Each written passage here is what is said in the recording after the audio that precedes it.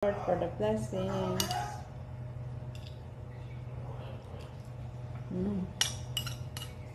Sarap.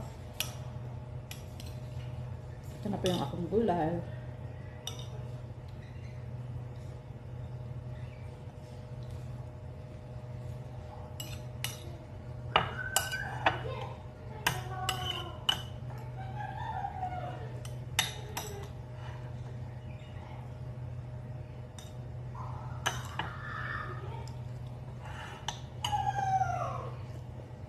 Araw, mga ka-guys, mga ka-Facebook, mga ka-reels. Guys, ngayon ay magluluto ako ng gulay sari-sari.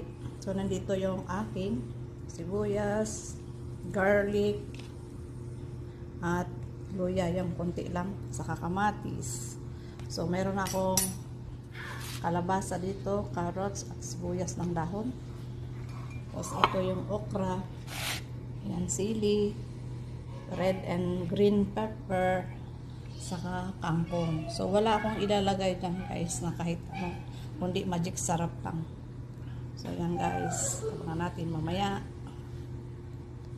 Yan yung uulamin ko. Yan, guys.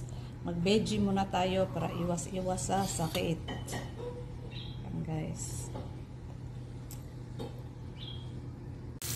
Yan, guys. Bisa tayo ng gulay. Yan, dito yung luya, sibuyas, at ahos. Yan. Kansa-kansa natin hanggang ma-brown ng konti. Ilalagay ko na ang aking kalabasa at carrots. Kasi ito yung medyo kailangan pa siyang lutuin para lumambot. Lalagay din tayo ng black pepper, konti lang. Sunod ko na rin ang aking kamatis. Kantahin natin. Lagyan natin ng konting asin. Maglagay tayo ng mainit na tubig para madali. So, yan, guys. Ikuin muna natin siya. Tatakpan natin. Ayan, guys. Ikuin natin ng mga 5 to 6 minutes. Palambutin ng konti. Saka natin lagay yung mga ibang gulay. Guys, lalagay ko na itong aking okra. Ayaw kasi ng maraming tubig, guys. Gusto ko yung medyo dry lang siya. So, lalagyan ko ng konting tubig. Huwag natin kalimutan si magic sarap. Yan, guys. Yan ang papalasa.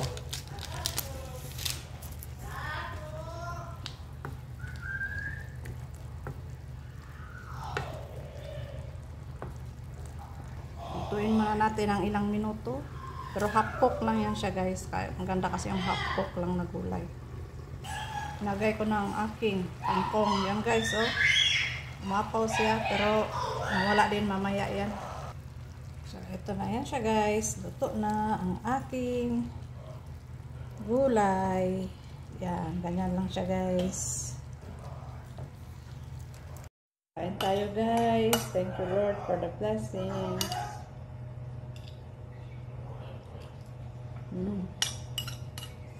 Sarap. Ito na po yung akong gulay.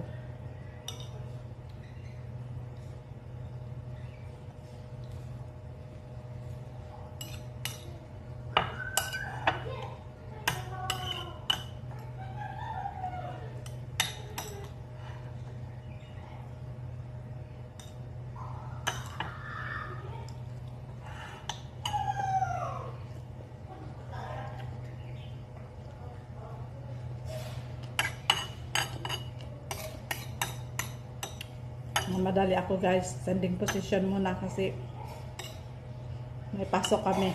Kaya nagmamadali ako. Tumayo lang para mabilis ang kain. Salamat sa panonood.